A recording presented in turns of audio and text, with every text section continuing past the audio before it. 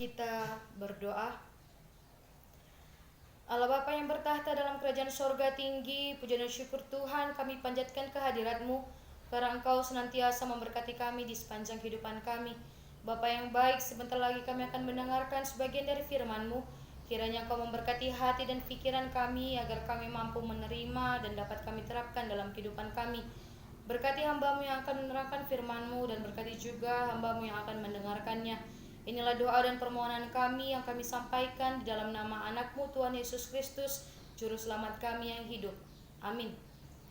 Khotbah yang sampai pada kita pada hari ini tertulis dalam Roma 6 ayat 1 sampai dengan 6. Saya akan membacakannya secara tunggal dari depan. Demikianlah firman Tuhan. Mati dan bangkit dengan Kristus.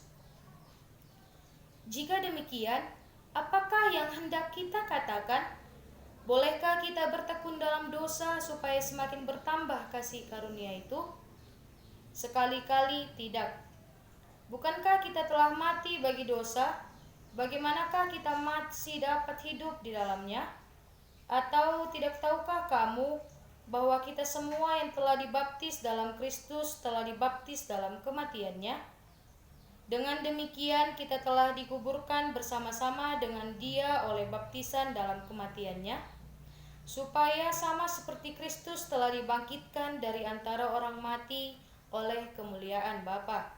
Demikian juga kita akan hidup dalam hidup yang baru. Sebab jika kita telah menjadi satu dengan apa yang sama dengan kematiannya, kita juga akan menjadi satu dengan apa yang sama dengan kebangkitannya. Karena kita tahu bahwa manusia lama kita telah turut disalibkan, supaya tubuh dosa kita hilang kuasanya, agar jangan kita memperhambakan diri lagi kepada dosa. Shalom untuk kita semua. Paulus menegaskan bagaimana seharusnya memandang diri kita sebagai mati bagi dosa, hidup bagi Allah. Tema yang sampai pada kita pada hari ini yaitu mati untuk hidup. Mungkin bagi sebagian orang bertanya-tanya, apa arti mati bagi hidup itu?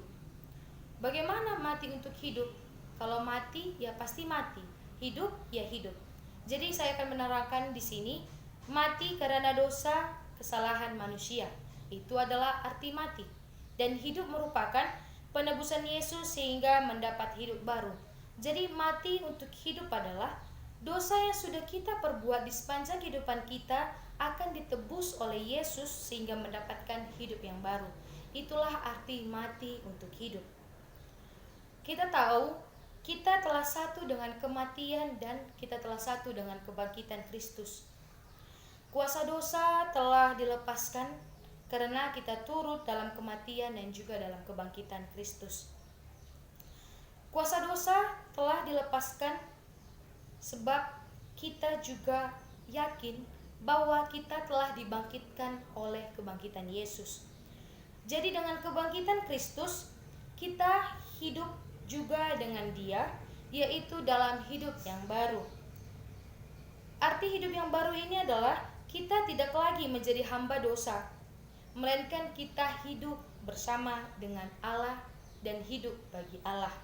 Jadi inilah diri kita pada saat ini, yaitu kita hidup dengan kehidupan yang baru. Di ayat yang pertama dikatakan, bolehkah kita bertekun dalam dosa supaya semakin bertambah kasih karunia itu? Kata yang boleh saya ambil yaitu bertekun dalam dosa. Kita tahu dosa itu artinya mementingkan diri sendiri, yaitu menginginkan hak orang lain. Itu merupakan hal yang meleweng dari perintah Allah.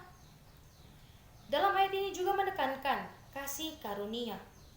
Paulus berkata, di mana dosa bertambah banyak, di sanalah kasih karunia berlimpah-limpah.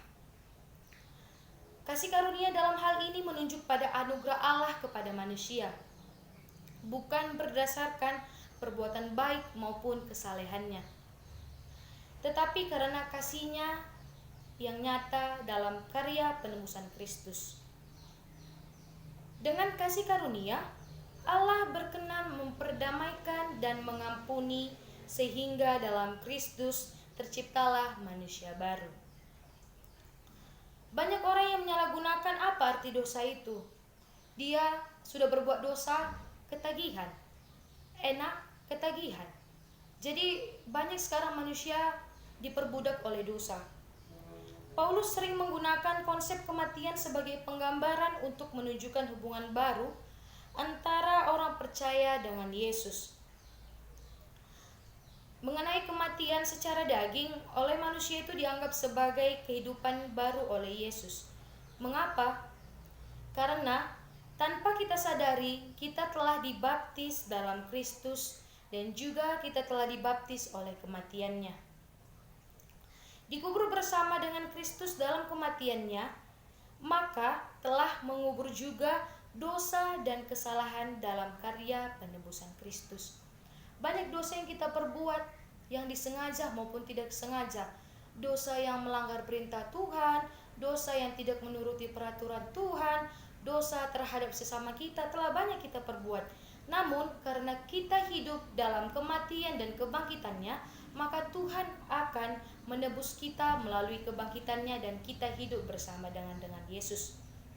Sehingga dengan kasih karunia Allah ini, maka kita akan dibangkitkan bersama dengan Kristus dalam kehidupan yang baru. Itulah sebabnya kita mendapatkan hidup yang baru oleh karya penebusan Allah. Maka untuk itu kita sebagai manusia, kita harus patut bersyukur kepada Tuhan. Jikalau tidak karena Tuhan, kita tidak menjadi apa-apa. Dia rela disalibkan di Golgota, Dia rela mencurahkan darahnya kepada kita agar kita bisa ditebuskan, karena Dia sangat mengasihi kita, umatnya. Sebagaimana kita telah mengimaninya, sebagaimana kita telah mempercayai kuasa Kristus dalam kehidupan kita, marilah untuk kita boleh percaya, kita boleh menuruti segala perintah Tuhan, kita boleh melakukan segala apa yang dikehendaki Tuhan dalam kehidupan kita, dan kita tidak boleh hidup lagi dalam dosa. Kita tidak boleh lagi diperbudak oleh dosa, karena kita sudah diselamatkan oleh Tuhan dan kita telah mendapatkan hidup yang baru dan kita telah menjadi manusia yang baru karena kita telah dibangkitkan oleh Tuhan. Amin.